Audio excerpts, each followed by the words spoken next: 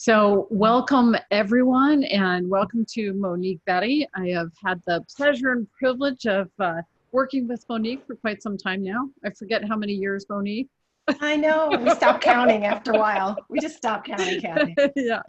So Monique is one of the amazing trainers at the Center for Coaching Certification. So we're delighted to have her here to share some additional knowledge and wisdom with you. She offers tremendous expertise in her coaching. She is a PCC and does a lot of work with managers and leaders. So Monique, the show is yours. Awesome. Thank you, Kathy. Are you hearing me okay? Absolutely. Terrific. Hello and welcome, everyone. And Kathy, in proverbial training, we do have the recording going, right? We do. Okay. So welcome, everyone. It's a pleasure to be here with you today. So glad you have stopped in for today's just a high-level overview of coaching first-time managers and creating the shift from strong leader to super strong teams. And I'm really pretty passionate about this topic. Reason being is I have a executive coaching practice. I have been coaching now for going on close to 12 years. And I can say for the majority of the time, I have been supporting mid-career professionals in their leadership competencies and on their career path. And after 10 years, and seeing this report with some of the information I'm about to share with you, I started to think about shifting the focus of my niche from the mid-career professional to first-time managers.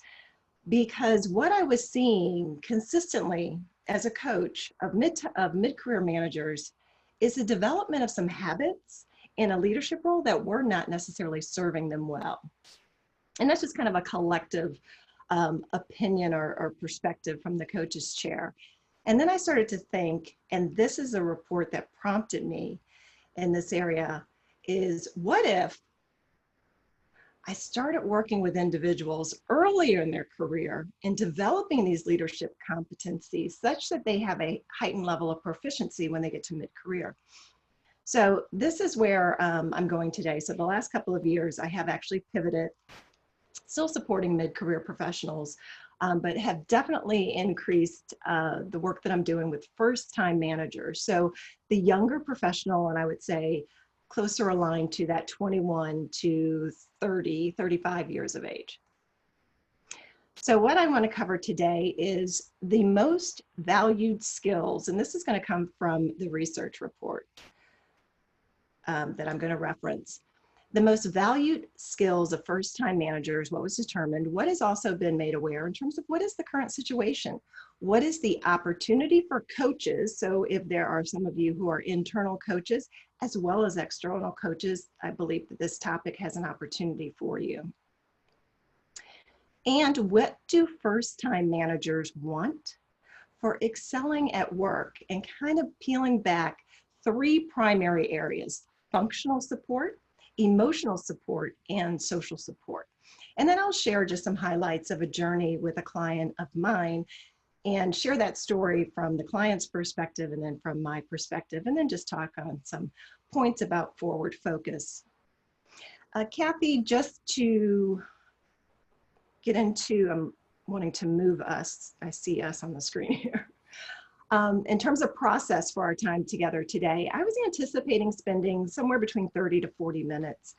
If it goes longer, that's fine. But yeah, I did ask Kathy about, Kathy, yeah, go ahead. Yeah, we're scheduled for 30 minutes. Okay. All right. So we'll work toward that. And I did share with Kathy that I am open to taking questions as we go along. I like to be pretty, I'm having to get with this younger generation, and they're showing me new ways of doing things. And one is to not be so wedded to the darn PowerPoint presentation. In fact, I've heard, Coach Mo, we don't even like using PowerPoint presentations because they've kind of moved to Google Slides or doing presentations directly out of Canva, the creative platform. So with that being said, I'm very flexible. So if there's something that comes up, Kathy is actually watching for questions that may pop up, and I'm happy to address them as we go along. And so what this research, and at the bottom of this slide, you'll see the research report that I am referencing. And it was a partnership between Human Capital Institute and International, what is now known as Coaching Federation. At the time, it was Coach Federation. This report was generated in 2017, and it's about building a coaching culture with millennial leaders. What was determined is that the most valued skills and competencies from the survey respondents were these three here. First, coaching and developing of others, engaging and inspiring, and having emotional intelligence. So those of you that are participating in today's live webinar, consider for yourself, how are your competencies expected, if in fact you're more aligned with a mid-career professional currently? When you were starting out, or your time early in your leadership trajectory, how were you doing with coaching and developing others and inspiring and engaging others, as well as having emotional intelligence? So the current situation as identified in the report is that 36% of organizations offer coach-specific training to these new leaders. You know, managers and leaders using coaching skills are trained most often by their learning and development departments, HR departments, and internal coach.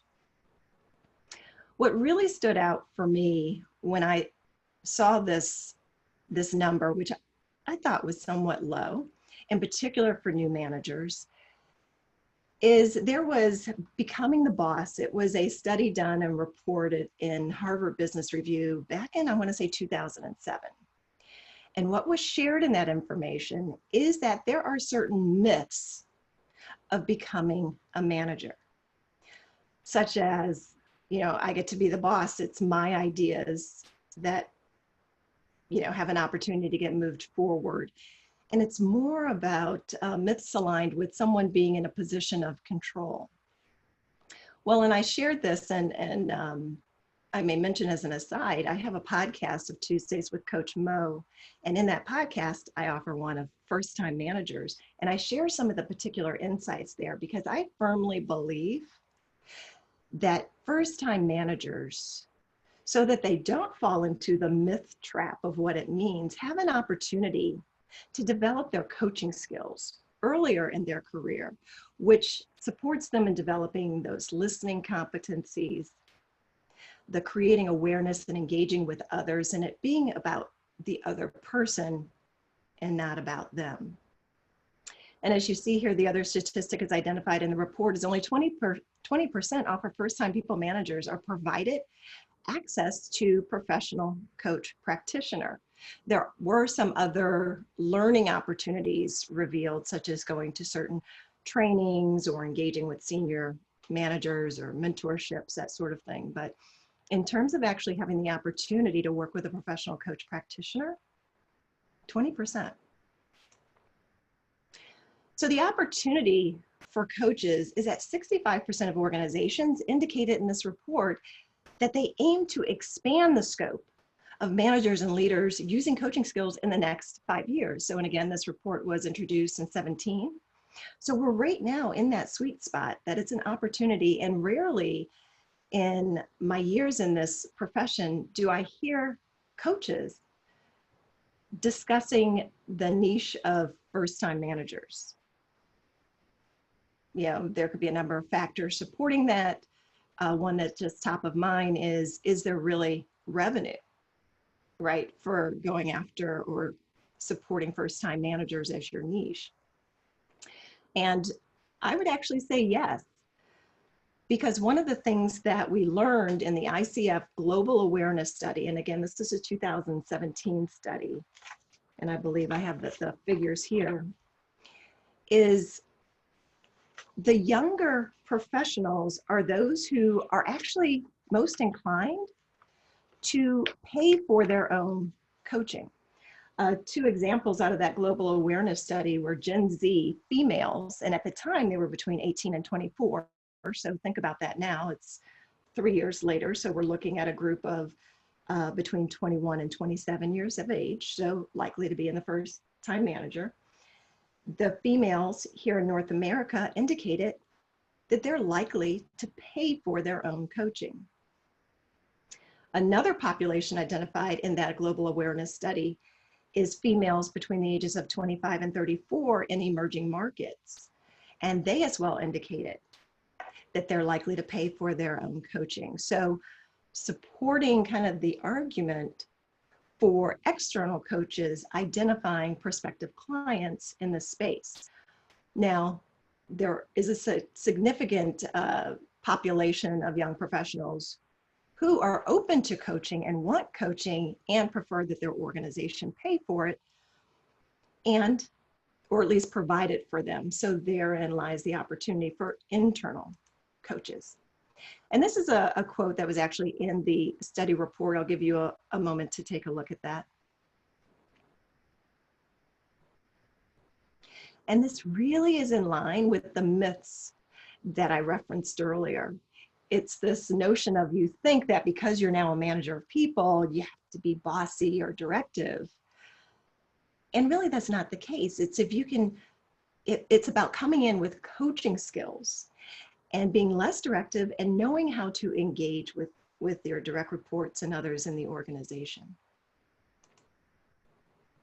So with first-time managers excelling at work, and this is from my perspective, what I've identified is there's an opportunity to support these individuals in their functionality in terms of they want help in how they do their job. They want support emotionally in terms of help me feel good in my role. It's no secret, and in fact, Gallup brought it out and revealed in their most recent book, It's the Manager, that individuals who are in the role of managers have the most stressful positions because you're trying to fulfill the organization's needs and to get your direct reports and the team moved in that direction to meeting and or exceeding goals. So it's just set up to be a position that is filled with emotion. And then lastly, socially, help me build relationships with others. So taking these one at a time and considering functional, help me do my job. Let's explore what are some questions that a first-time manager may have. What are my performance measures? How will I maximize the performance of the team? What competencies and skills do I want to develop? What resources do I have? What resources do I want? And as a coach in supporting a client, a first-time manager on their functional dimensions, and then the last question they may be asking themselves is, what is my learning plan? Now, from a coach, considering for yourself, well, what role does the coach play here? Well, supporting the focus and motivation for achieving the desired outcome. Support them in prioritizing and their delegation habits. What are they doing now? Where do they want to go? What's working? Identifying those gaps, and then providing tools and resources to support the desired insights that that individual wants for him or herself and or their team. Now, in terms of the emotional self, help me feel good in my role. Likely questions that a first-time manager is going to have is, what do I want for my self-care? How will I manage my self-esteem? How will I strengthen my confidence in the role? What is my level of personal competence? And as a coach, you're asking yourself, well, what resources do they have and want for their self-care? How to support the client in gaining this awareness of their personal competence? And what coaching processes will best support the client in strengthening their confidence? And then in this social realm, help me build relationships with others. It's likely a first-time manager is going to ask questions such as, what is my current level of social competence? What relationships do I want to build? How will I make time for them? What are my triggers when engaging in situations that are disruptive to me? And what's my communication style? How effective are those skills? And as a coach, how will you measure the effectiveness of the relationships in supporting your client? How will you identify and manage those triggers? How are the team members applying their talents to their work? And these three kind of pillars of functional, emotional, and social build up to what I like to believe is foundational to being a strength-based leader. Now, in addition to having my own practice and having an opportunity to work with the Center for Coaching Certification as an independent trainer, I'm also a certified Gallup strength coach. And I have been a practitioner of Gallup strength for some time. And the reason's pretty clear.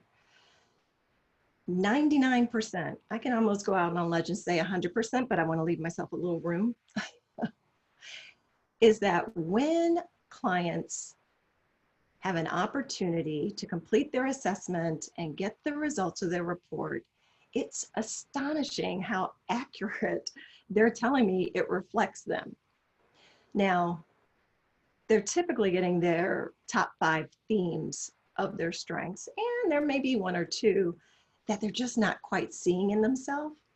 And they eventually get there once we start to kind of peel back and extract what the insights are for that individual. So with being a strength-based leader, it helps them, in my opinion, shorten the horizon for getting really rich self-awareness that supports them in their leadership role. And helping them to navigate what it is they want in the functional, emotional, and social aspects of their role. I'm just going to take a pause here, in addition to getting a drink of water, to ask Kathy, what questions are coming up? So far, we are not getting any questions in. So everyone, you are invited to put your questions in the chat box, put them in the question box. You have 2 places for that.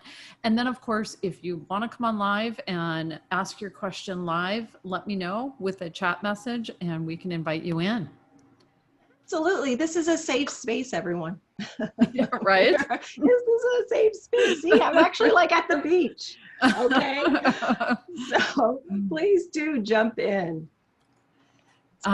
Somebody asked if you can go deeper into social. Yeah, in terms of building the relationships. Well, as we, those of us who have worked, and I should say my background is actually having worked in large corporation, and my last corporate role was with the Coca-Cola company, and I've been with some pharmaceutical industries before that. One of the key aspects of effectiveness as a leader is the ability to have meaningful, deep relationships with people. That's how things get done. And keeping a focus solely on tasks can only get you so far. But people want to know that they're being seen, being heard, and when you connect with people socially in a meaningful way, that helps bring a bond together for the common purpose of moving forward and accomplishing the organizational goals. So in short, it really is about relationships and how we all build relationships.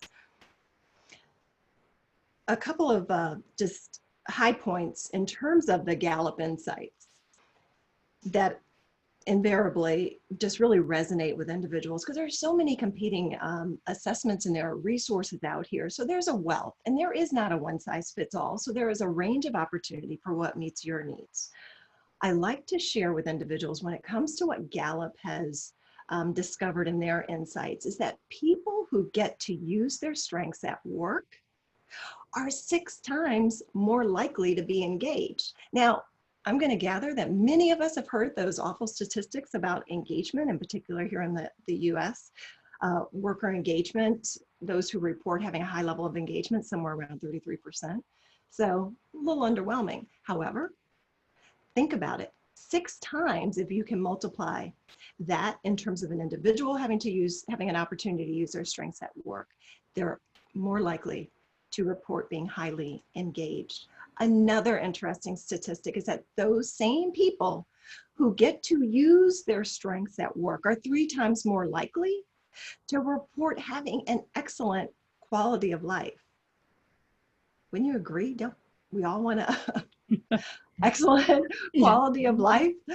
You know, and so so here's an opportunity, and moving closer to that is when an individual has an opportunity to use their strengths in the workplace.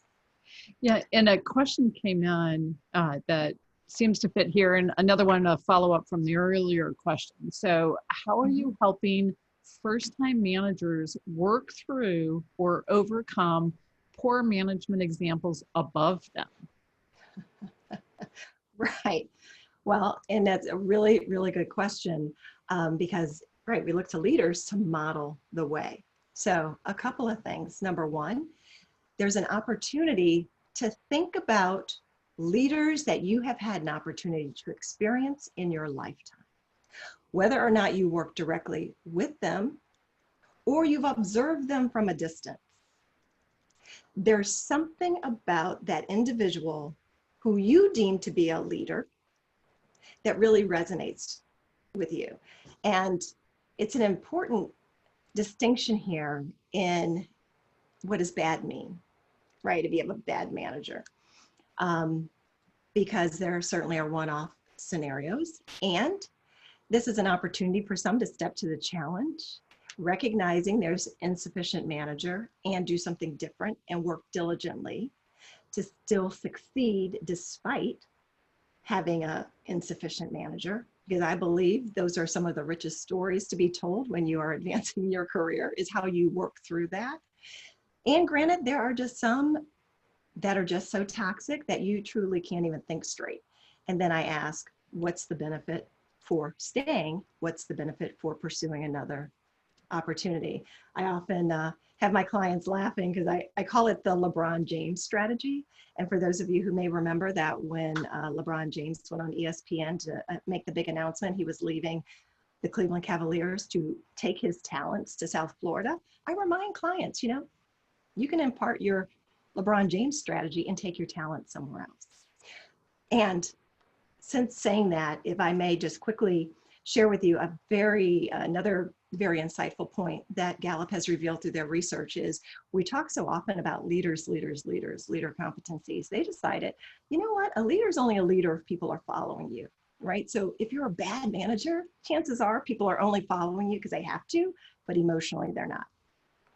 So they researched 10,000 followers and they discovered the needs of followers. And followers essentially need four things from their leaders. They need hope, stability, compassion, and trust. And those are kind of ahas, because when I'm doing keynote addresses on this topic of strengths or working with a team, I often ask people to kind of raise your hand and kind of shout out what are some of those attributes that make for a leader, and what do you think that the followers want? And it's rare to find anyone who really comes up with those four attributes of what followers need. So if you're feeling that, if you're in a situation and you're not getting hope from any place, there's no compassion, there is no stability, there is no trust, then I do invite you to consider for yourself, how then is this an opportunity for you? And where else do you want to engage your LeBron James strategy and take your talent somewhere else as a consideration? Awesome. Awesome. So we've got several questions. Let me throw them all at you and you can choose which ones make sense in which order. So a question about best practices on the social area with a first-time manager. Then there's a question on empowering a first-time manager who's now managing former co-workers. And then a third one is helping new leaders work through overwhelm in addition to all the other factors involved. Yeah, so those are, in fact, I have a lot on all three of those. Those are very three distinct.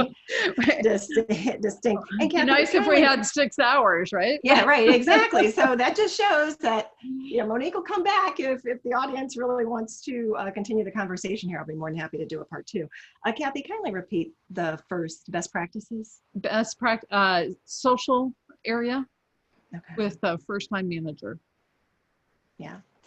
And so going there, the initial thought I had around the social area, and again, it's about the building of the relationships.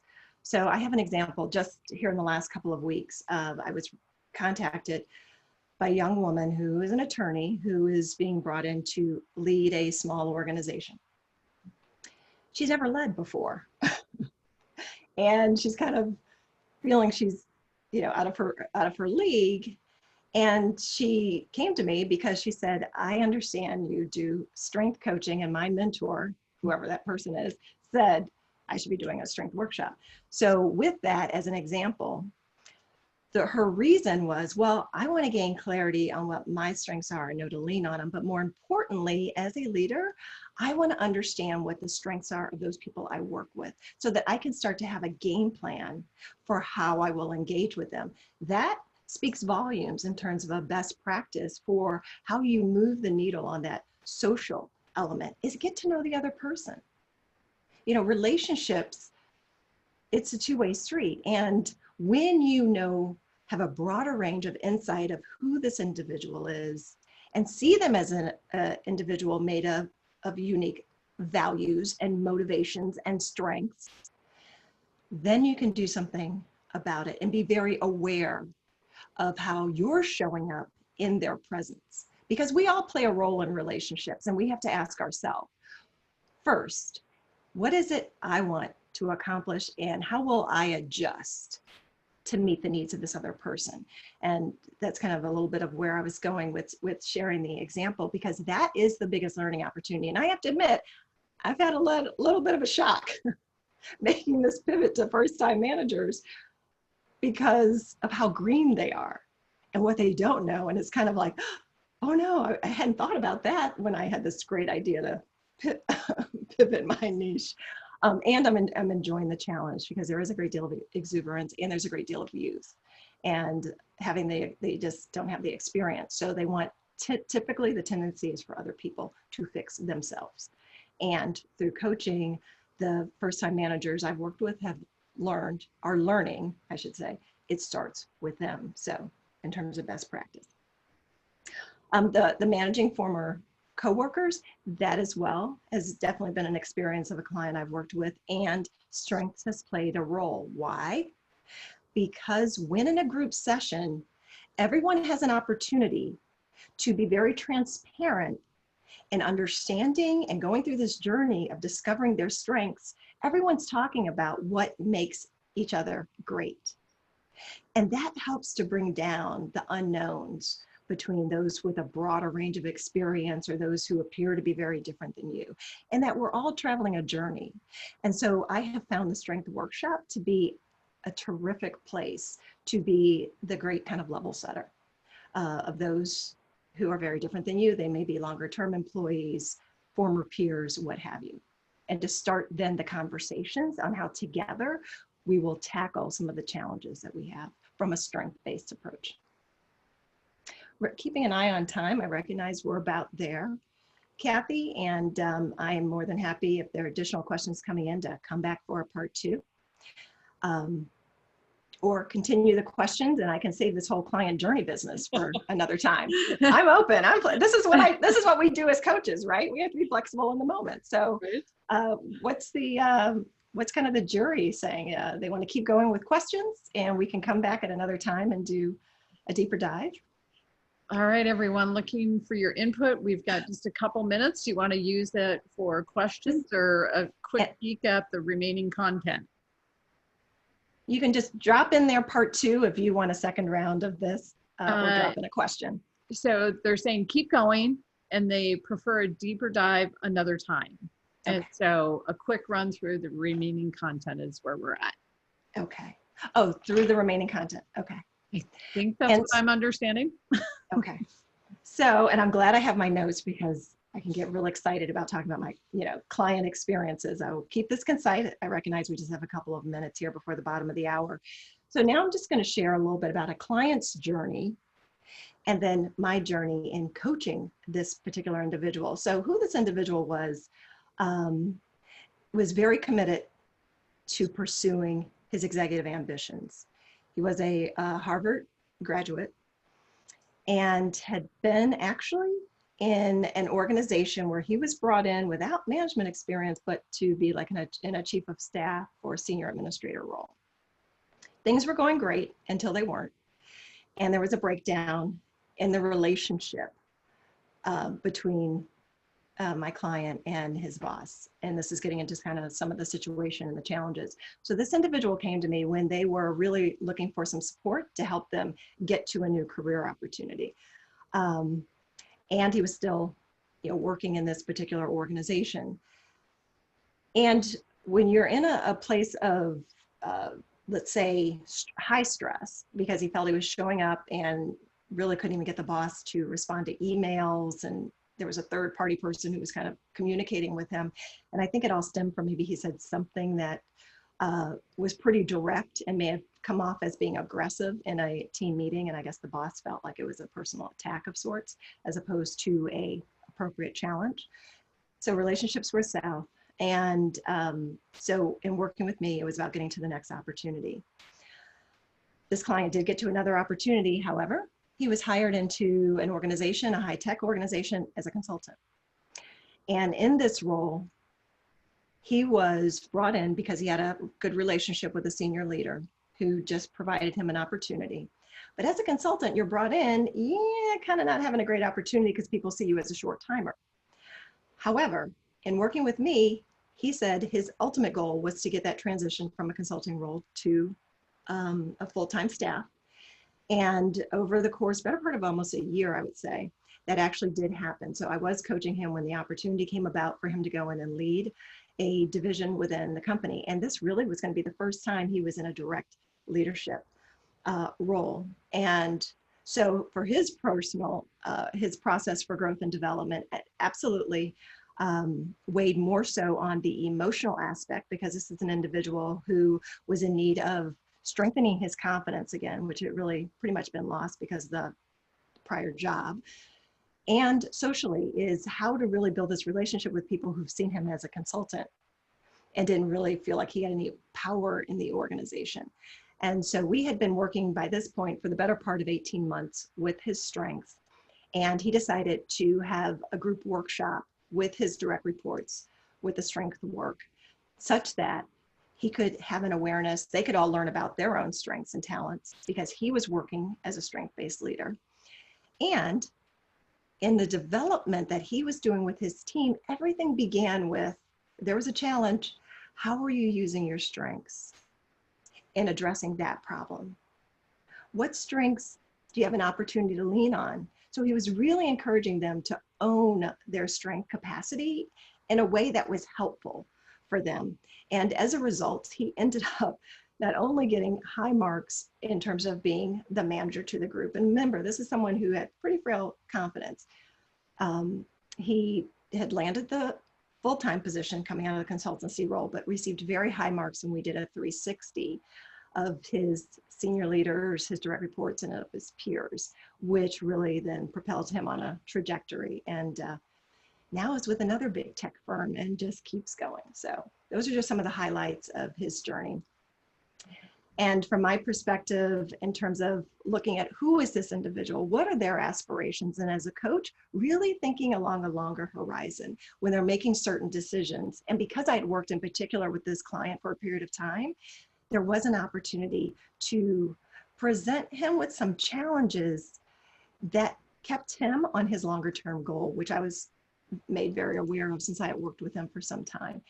And as a result, I actually continued to coach him in his launch into his next senior role in a very big tech firm. And he continues to refer clients to me. And keep in mind, everyone, I do work as an external coach. So those client referrals are kind of gold for me. So that was just a real quick cursor of the relationship. And in terms of the forward focus, I really say that for leaders, looking at the challenges that they're faced with, the opportunities really rest in understanding how your team is wired in terms of their strengths. What are they bringing to the table? Get to know the strengths. It begins with you. Then get to know and understand the strengths of each team member, and then have each team member understanding one another so that they lean on one another in terms of the strengths that each of them bring, and hold one another accountable for being the best versions of themselves. And the outcomes of that is increased comfort in development discussions, increased engagement, and of course, an improved leadership competencies determined by 360 feedback. So that was called speed skating through a deck. It was awesome. It was a fabulous presentation. Next time we'll have to schedule more time for it, Monique. Yeah, So, terrific questions, really great questions, which really give me some insight in terms of what individuals are thinking about and what they want. I'd be more than happy to do a part 2. excellent, excellent. So thank you, all of you, for joining us today. What will happen is we'll put this recording on YouTube and email each of you a link to that, so you'll have access to seeing it again. And then, of course, keep you posted on when we bring Monique back for another one. Hey, awesome. Excellent. Thank you.